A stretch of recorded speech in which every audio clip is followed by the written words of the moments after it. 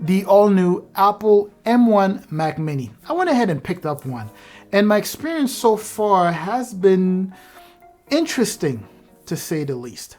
Let's take a look.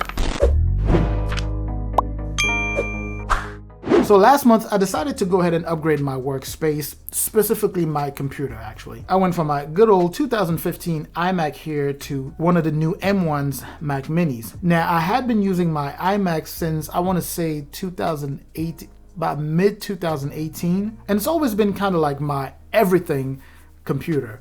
Anywhere from doing family-related stuff to editing videos. And it slowed down over time. So when the M1 Mac Minis were released, it was just clutch. It really was right on time. I needed a new computer. So I went up the specs, maxing out the RAM at 16 gigs and pushing the internal storage at up to 1 terabyte of that SSD, just so that I could keep all of my stuff in, kind of a uniform setting as opposed to having, like an external drive.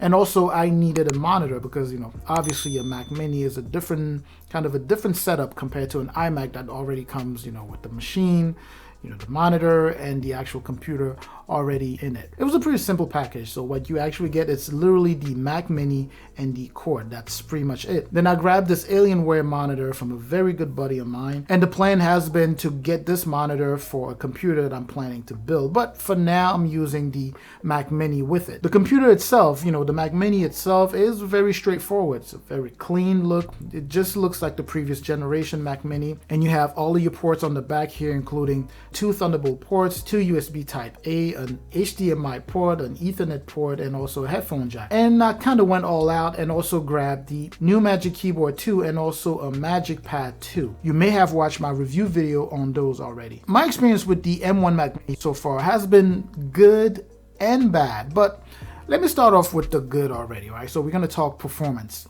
As far as performance goes, it's just shattered my expectation. This thing is a beast in performance. It's so good. And I'm talking specifically with like editing. I usually export my video in just regular 1080p. And on my old Mac, I had gotten to a point where it would take me about 25 to 30 minutes to render like a 12 minutes video in 1080p, which was just so ridiculous. It was just so bad. Now, granted, I was still working on the previous version of that editing software that I used to edit my videos. But, people who use that previous version don't have, they didn't have the same issues that I was having. In fact, there were times when the thing would just freeze and the software would just keep crashing and I would have to restart the computer altogether in order to be able to render like a, 5 minutes, 1080p video. I never even tried 4K when it started doing that. It would just pretty much freeze there and not do anything. Anyways, I went from that, meaning, it would take about 30 minutes to render a video to, let's say, a 12 minutes video that would take me 30 minutes on my old Mac. Now it takes me about 4 minutes. You heard it right. 4 minutes to render a 1080p video that would be like, 12 or 15 minutes. It's crazy. My experience, of course, is going to be different compared to other people's experience out there. But that's enough about the good, right? That was pretty much what I was looking for. I needed something that is that much, that has that much power. That was so powerful, that it could just knock out these videos in a matter of minutes or seconds. And the M1 Mac Mini is doing just that. It is a beast. I really, really love that part about this computer. Now, the frustrating bad, it's not even that it's something so terrible, it's just something very little, but it gets so annoying, and that's the Bluetooth. You may have heard about this. Bluetooth connection on this thing is the worst.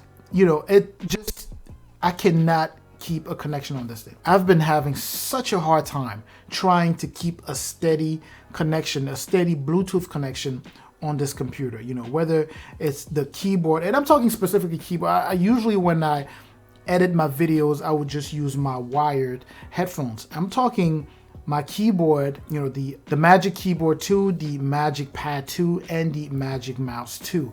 None of that stuff, these are native Apple accessories, but they just keep losing Bluetooth connection. For some reason, I cannot keep a steady connection with these things. It's interrupted, it's laggy. You know, sometimes you moving the mouse and it would just like stutter, and sometimes it would, you know, just like stay on one spot and you keep going, and then all of a sudden it's so frustrating. It's so frustrating. Now, the one that really drives me nuts is when my Apple keyboard, the Magic Keyboard 2, you know, gets disconnected or it starts lagging.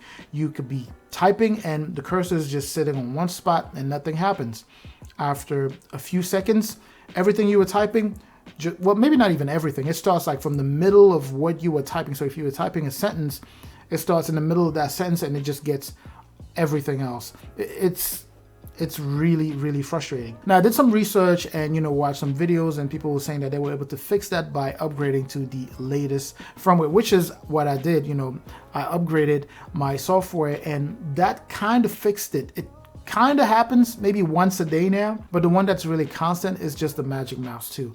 That one, I'm used to it by now. I mean, at this point, I'm just used to it.